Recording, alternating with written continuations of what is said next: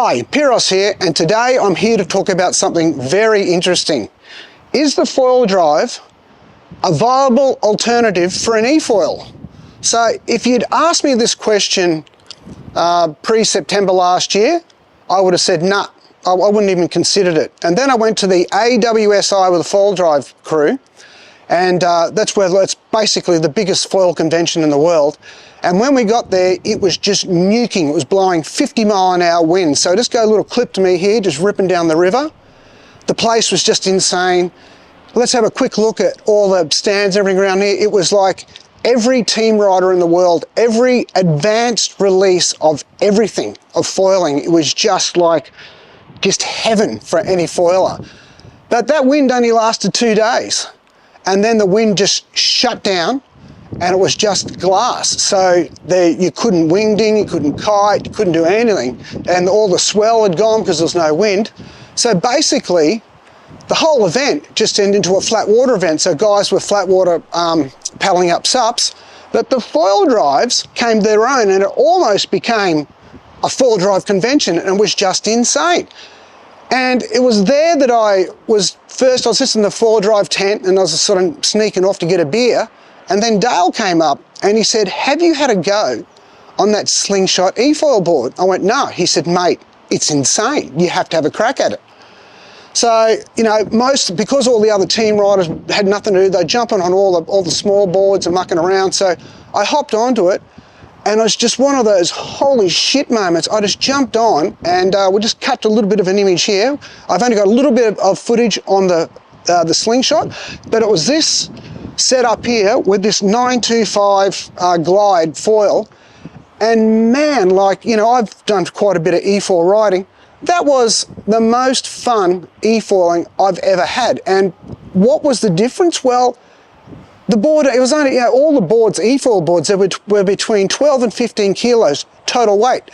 So here's another one. I'm on the Axis, and I'm ripping around on that. And I've just gone, and these are big boards, and it's just flat water, it's fresh water, and they just carved. And I hadn't actually ridden any of the new, so there are a couple of lightweight e-foils out there now, but you know, the boards are very short, and they still have, the mast of the battery is well in front of the mast, not like the foil drive setup where it's there, and plus the foil drive battery is just so light. So we'll just go a little bit more footage of that. Okay, so what sets apart the foil drive from a normal e-foil? Well, it's not an e-foil, it's still an assist product.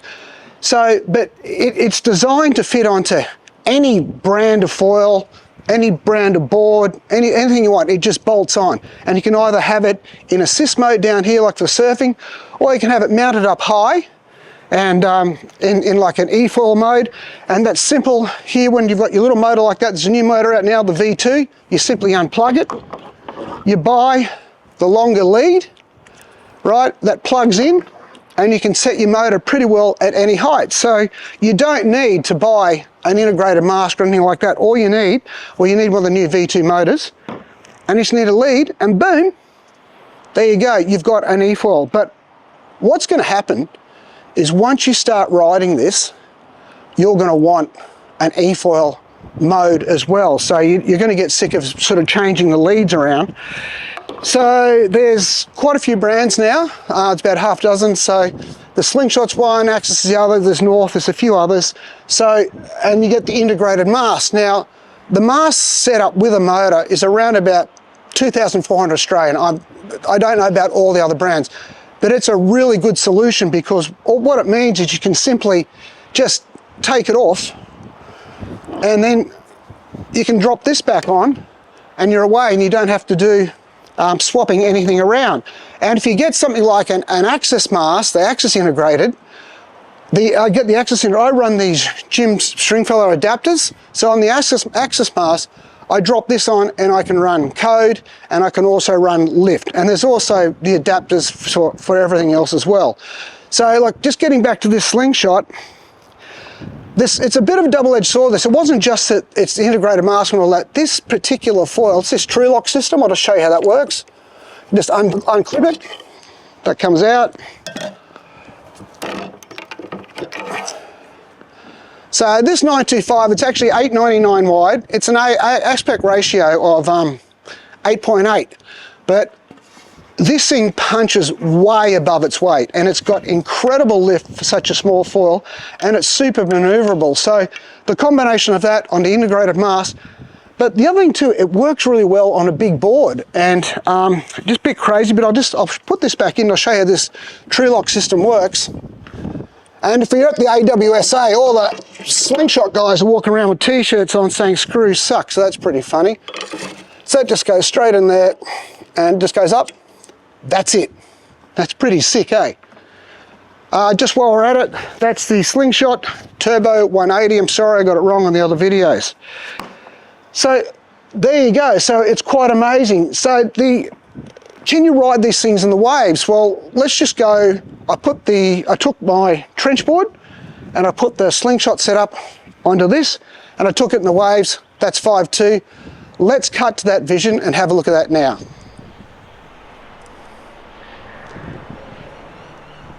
Now this is my first session on this, so you know I was a bit sort of tricky, and I actually had the 3-blade prop on my setup on the 5.2, and then when it folds down, I'll just show you the 2. I'll come around this side. I hope the camera holds focus, but you can actually see that? The 2 actually folds up really small. And so I found once I put the 2 on, things got very slippery very quickly. And it had amazing flow for the motor being permanently in the water. So let's just cut back and have a look at the vision on that. Now just watch this here, like this is pretty good ways. Like, you know, I'm not doing big roundhouse cutbacks, but I'm doing like some pretty serious turns on this. So, but at this stage now, I swapped from the 5.2 to the 6.7. So that was pretty similar to like the Borba riding and hood, something along those lines. What this is a DC multifoil. So I got Dale to make me board one I could wing ding on, I could sup, I could just ride in the flat water, and I could also take out the waves, and it's killer downwind. So look, just give you a look at some downwind footage. I'll show you some wing ding footage, and let's just have a look at that now. We'll go have a bit of a look at that. So it's pretty versatile, but what happened when I got on the waves with this thing, which I really didn't expect, I had quite a bit of a, you know, the transitional when you power on, power off, maybe because I had the 3-blade prop on this as well. But once I got onto this longer board, it just seemed to balance that power transfer, and boom, I was away. And the glide, like again, I'm going to cut back, just have a look at the glide. You can see I've got my remote hanging down, and it's just quite amazing. You can see that little 2-blade just folds up.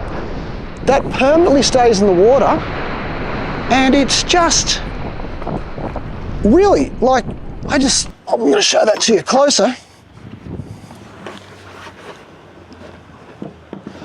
You know, that folds up like that, and it is super slippery. That wing too, eh? Pretty sick. So,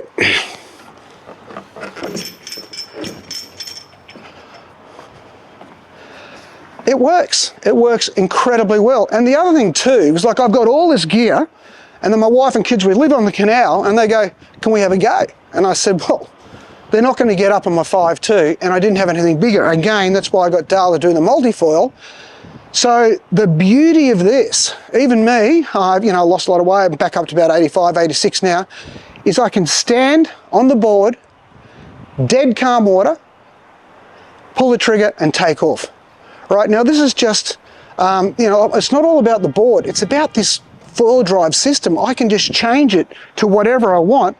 And then why have I got all this old Cabrini stuff here? Because I tell you what, this old Cabrini gear, you find it on Marketplace and all that secondhand really cheap. This original H1000 is a great foil drive wing, whether it's in assist mode or efoil mode. You find these things for peanuts, pick them up, they're great. These old aluminium masts, like you pick them up for like $100. And so this is the original H, not the next one. I would just avoid the original mast, the carbon mast, just go for these alley ones. This is a really long one, that's why it's sort of down there. But again too, like, you can just have this, you can put that down here, you run the shorter lead, and it's an assist mode, or you take it up, get the longer mode, and you got an efoil. And just like, how good is that? It's just so easy and so versatile. And the thing rips. So as far as I'm concerned, it's one of the best efoils I've actually ridden, and it's not actually even been designed to be an efoil. So battery wise, in the waves, I got close to an hour, which just blew me away. I was getting more time than on my trench setup, same foil, which was quite amazing. So it's just the efficiency of having the motor down low. But the one problem is, I thought I'd get the little board, put it on, put it all the way at the back. That 925 has so much lift, I dead set, you'd gas it and you just do a wheel stand. And that's what happens to those really short efoil boards, purpose-made ones. They do exactly that, because they have to reduce the board size down, trying to get rid of all this swing weight. So by having a longer board, even the 5.2s, though, it's really, it's so easy to start, it's insane. And then the foil drive has this magnificent connection that no efoil brand can connect. It works underwater, you can do power duck dives, it's great. The connection is just insane. So look, hey, whether you're going to ride it as an assist or you're going to ride it as an efoil, the foil drive is just covering all bases. And also now you've got the travel batteries. So for the first time, you can travel with an efoil board, or you have an assist board. So if you can only take one board, you take something like that, where the kids can just paddle around on it, you can sup it, you can wingding it, you can downwind it, you can surf it, or you can just flat water it. You've got one board. You take one board, 2 masts, or you just take one mast and you change it over. You go to places like Fiji, and it's a long way out. Like, unless you've been fortunate enough to stay at Namotu or Tavarua, it's very expensive, very hard to get in. But if you're just a normal punter and you've gone out the boat, you take something like that, you can cruise out. This thing upwind, I'm going to show you, we'll cut to some footage now, is just a beast. It just goes so fast upwind. And you've seen me do my little line bike rides, where I ride the line bike upwind, about 5k, then I turn around and I come back. But now I've stopped doing that, because I can just jump on this and I can go upwind, like many kilometers upwind, and I burn like 30%, just smash into the wind, just turn around, downwind back, good enough battery, come back, do it again. So cool. So that's the advantage of having a little bit longer board, and you can also have your little surfing board. Again, the big difference compared to a normal efoil is you have one board. And if you want a performance board, you have to go to the small one. You have to go to the smaller battery. They're super expensive. Hey, but they're great. They do work. Please don't think I'm knocking them. If you're a hardcore efoiler, those new boards I got out, they're fantastic. They've got them down from, like 35 kilos down to about 18. But again, this board comes in at 12.4. This one comes in at just under 15 kilos. That's everything. That's the battery, everything on it. And you notice that weight. And also too, the battery, the bulk of the battery is straight under the mast. It's not in front of it, which makes it super easy to ride. I've only had these for a few days. I actually got the mast, the integrated mast from Foil Drive just before Christmas, but these True Lock wings are super hard, because they're so new, they're super hard to get. I only got it on the 2nd of January. So, it's only a few days ago, like 4 days ago. But don't worry, in those 4 days, I've done 20 max batteries. Okay, so I've done a lot of work and I've done a lot of time on this. So just going back over it, as an efoil, this thing here, and also too, one other thing. So you got your no limits integrated, and then you got your Foil Drive integrated. Very expensive mast, very economical mast. 250 grams difference, which just blows me away, because this is one of the lightest, stiffest masts on the market. I don't know what Slingshot have done here, but for an alloy mast, that's insane. It's got a narrow cord, it's thin, super stiff, and like I say, it's only plus 250 grams on the NL, so that's a very good thing. And I'm guessing the Axis one will be around about the same. So, out of those 20 batteries that I've done over the last 4 days, I have to give this back, and I'll probably have to give that back. And I have to thank Joel from Slingshot Australia for getting me these wings from Newcastle. But hey Joel, if you're listening, I'd like to keep it longer, mate. And Paul, four-wheel drive, I'd like to keep this a lot longer as well. So I really enjoy it, and it's so good just to throw it in the canal. And look, I'm going for a buzz now. Before I came home, I was about to do this, I just jumped on and went for a buzz up the canal. And just riding in the flat water is so easy to ride.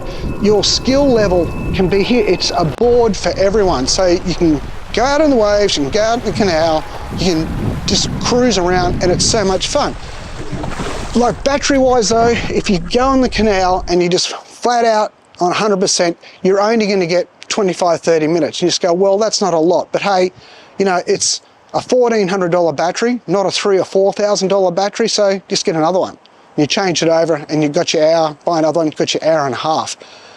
Out on the waves, it's super efficient, and again, it is super slippery.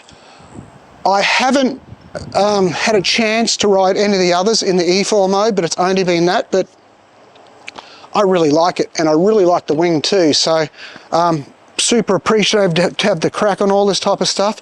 So again, we'll just go back over. If you don't want to buy an integrated mast, you get the V2 motor and the 60 centimeter lead, and boom, you're away. And you can just change it. So you can travel with one mast. You just say, my code foil here, just bring it back up, you drop it back down, and it works fine, it's great. Obviously, the integrated is more efficient because your trailing edge on the mast doesn't have, you know, a 3-core flex and some tape there, but hey, it still works, and it still works really well. And it's a great way to get you, if you think, you know, there's a lot of guys want to ride big boards and they're coming off sups and things like that. This is a great way to ease yourself into, you know, no paddles, the prone world of the whole thing. You don't have to have a specific multi-foil board like this. I'm going to do a whole video on that later, so I'll talk about the board more later on. But you know, all those sups, the sup downwinds that guys have tried and they've given up and they've got rid of them and all those things, they are really good with an efoil on it. And some of the wing boards too. So you still want, you know, you still want to avoid the big fat noses. So, but there's plenty of wingding boards out there, all like mid-lengths, and then the sups like that. You still want this pulled in nose. The barge nose pushes water and it doesn't let it get up. This is so efficient. You'll see, like, I'll go back and I'll do another flat water start. I'm just standing on the board, pull the trigger, and up it comes. Easy peasy, like, you know. And so imagine your kids and your wife, they can start in the standing position. And it's just crazy. And if you think this board, so this board's 6'7", 20 and a half by 100 litres, and it's just spot on for me. Again, was just, you know, like I say, I use it for a wing board, and that was, you know, I had my knee replaced and I could never kneel. So I do the uphaul, where I have to stand up first on the board, lift up the wing and take off. And I'll still do that now. It's just habit now. I still can't quite kneel yet. The knee's still a bit green, the new one. But again, you know, you can just, if you can do that, you can put your efoil unit on it, which is just fantastic. So just going back over all those things, is a four-wheel drive a viable efoil alternative? And like I said, before September, I would have gone no way, but now I go, abso-bloody-lutely it is. It works, and it works incredibly well. And this whole system is just so versatile. It just fits everything, you know. And you got, you know, third-party people kind of on with stringer adapters and all that type of stuff. You can absolutely just fit it. So you got carbon masks, you got alloy masks, you got like sup boards, wing boards, prone boards, trench boards. It just fits onto anything, and you're not locked onto one brand of board, one brand of foil. And those big heavy things, if you're going for a bigger board, like the things like 35 kilos, it's just insane. Wait till you ride an efoil board without that dead mass all built into the board. It's insane. It's just a whole new freedom, and it's just like four-wheel drive. It's just changed my whole life, and it just couldn't get any better.